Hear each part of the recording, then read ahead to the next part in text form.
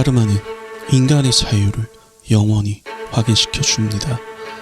우리의 생각과 말, 행위는 우리가 주변에 던지는 그물의 씨줄과 날줄입니다. 스와미 비베카난다.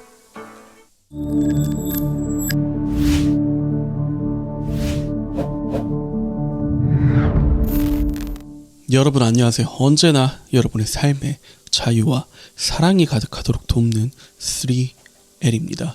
오늘은 딥백 초프라의 성공을 부르는 7가지 영적 법칙 중 카르마의 법칙을 가지고 왔습니다.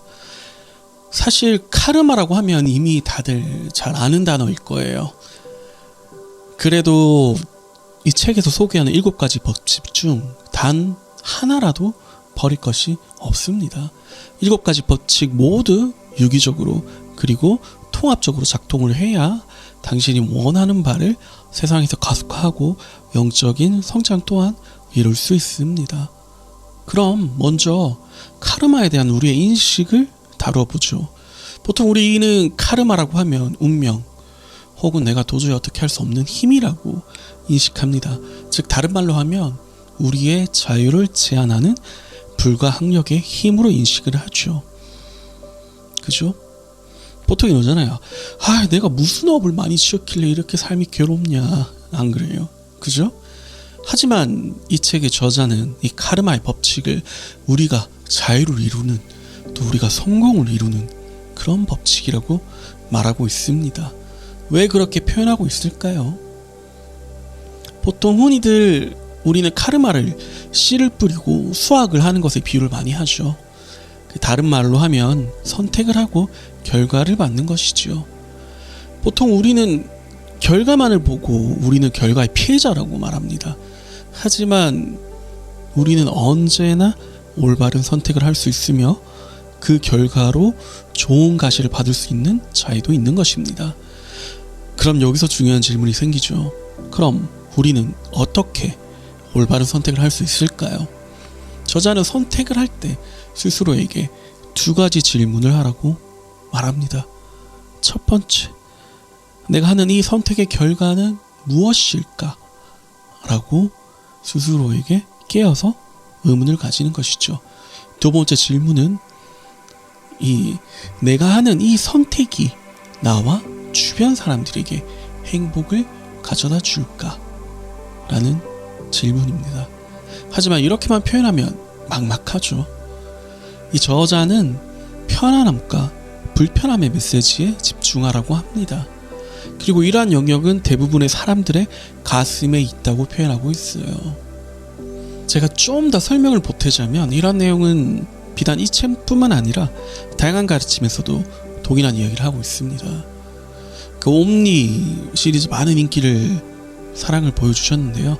그 옴니 시리즈에서도 자신의 감정의 나침반을 따르라고 표현하고 있고, 또 제가 좋아하는 홍익학당의 윤홍식님 같은 경우에는 자명, 찜찜으로 표현하죠. 이와 유사한 것들이 상당히 많이 가르침으로 내려오고 있어요. 그리고 제가 심리 상담사이기도 하니까 심리 상담사로서 봤을 때도 우리가 굉장히 정서적으로 아니면 본인의 영혼이 굉장히 괴로움을 느끼게 되면 이 가슴 부위가 답답하고 막막하고 막 시꺼먼 게 있는 것 같고 그렇게 느껴집니다. 하지만 우리가 주의해야 할 것이 있는데요. 가슴을 따르라고 해서 감성이나 지나치게 감정적으로 되라는 말이 아닙니다. 가슴은 우리의 코어, 즉 영과 닿아 있으며 이 영은 우주 무한의 장에 닿아 있습니다. 그래서 이 가슴 명상 같은 것도 되게 많이 있죠. 우리 인체가 형성될 때 가장 먼저 형성되는 기관도 심장이잖아요. 그 당신 존재 본질과 닿아 있는 게 이 가슴의 영역이에요. 당신 존재 본질은 영이고요. 따라서 우리의 이성으로 알아차리지 못하는 것을 우리의 영은 전체의 관점에서 알아차리고 있습니다. 우리가 알아차리지 못하는 영역에서 이 영은 최적의 경로를 찾아내고 있어요. 그렇다면 과거의 카르마에 대해서는 어떻게 할까요? 우리는 우리에게 다가오는 과거의 카르마에 대해 지금 현재 여기서 선택을 함으로써 또 다른 카르마를 만들어내고 있습니다. 부정적인 카르마에 대해 분노하거나 좌절하는 대신 우리는 스스로에게 이렇게 물을 수가 있습니다. 이 사건이 나에게 말하는 것은 무엇일까? 나는 이것을 통해 무엇을 배울 수 있을까? 등 말입니다. 심리학자이자 심리상담가이기도 한 저는 때로 말도 안 되는 상황들이 펼쳐지면 이렇게 생각하곤 했습니다. 이 경험을 통해서 같은 아픔을 가진 사람들을 더 잘 이해하는데 활용할 수 있겠구나 라고 말이죠. 물론 바로 이렇게 되는 건 아닙니다. 욕도 하고 울기도 하고 그러고 나서 이런 단계로 가는 거죠. 카르마를 또 다룬 후 또 다른 방법은 그 카르마를 초월하는 것이에요. 카르마를 초월한다는 것은 카르마가 작동하는 현상계 너머의 의식 상태로 가는 것이죠.